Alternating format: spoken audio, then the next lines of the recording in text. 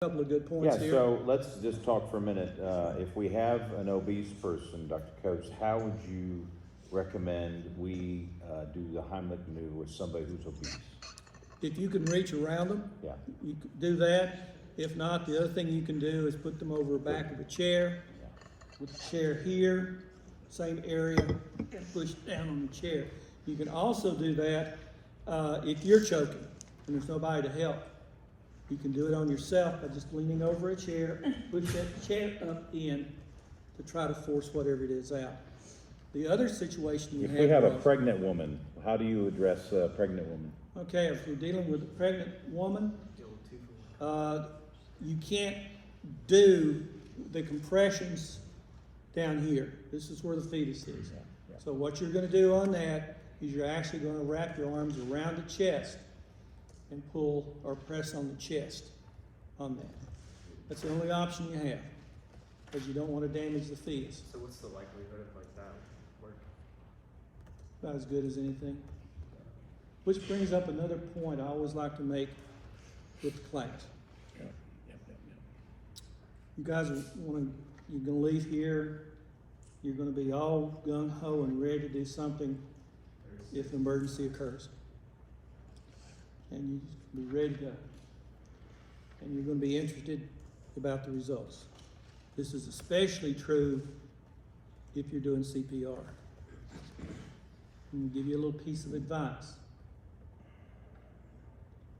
If you can't deal with the answer, don't ask the question. You have an individual that goes down and you do CPR on that individual.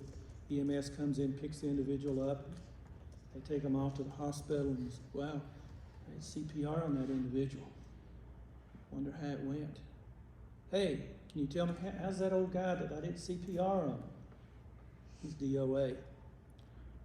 Did when they got him to the hospital, dead on arrival. Is that what you want to hear? No, what you want to hear is that he's doing fine. Yeah, you saved his life. But no, what you hear is he's dead. And you start thinking about it. Did I do something wrong? Was I too slow to respond? Did I do it incorrectly? Is the reason he died my fault? It's hard enough to deal with these things without having to deal with the guilt that might come if someone doesn't survive.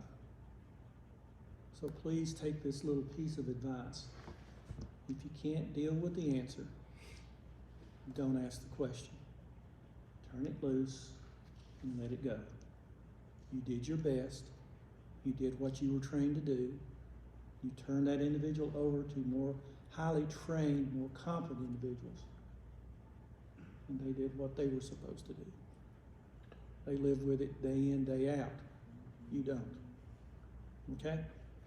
Yeah, Dr. Coates, we're going back to consent. I assume when somebody is communicating that they're choking, there's a sense of consent there, unless they're pushing you away because maybe they're still breathing and they're trying to themselves forcefully get it out. If there's if they're talking, Yeah. wheezing, anything that indicates that there's an air exchange going on, leave them alone and let them work it out. They may be able to get it out themselves.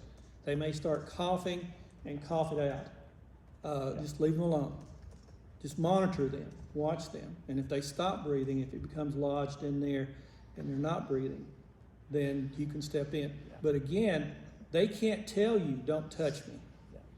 So since they can't speak, the assumption would be that the individual would give consent if they were able to give consent. They're not able to give consent. I heard this story from some EMTs. They went into a situation and a little boy was choking, couldn't breathe.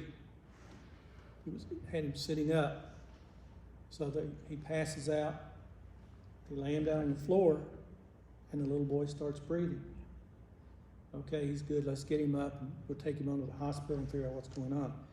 Raise him up again. Little boy stops breathing.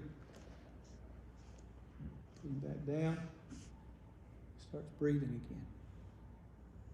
Anybody want to guess what's going on? Kid had swallowed a quarter. Quarter was lodged in the throat. When you raised him up, quarter would flip over, close it off. Laying down, the quarter would flip back enough till he could breathe, So it was caught and it was flipping open and closed. like a valve. Wow.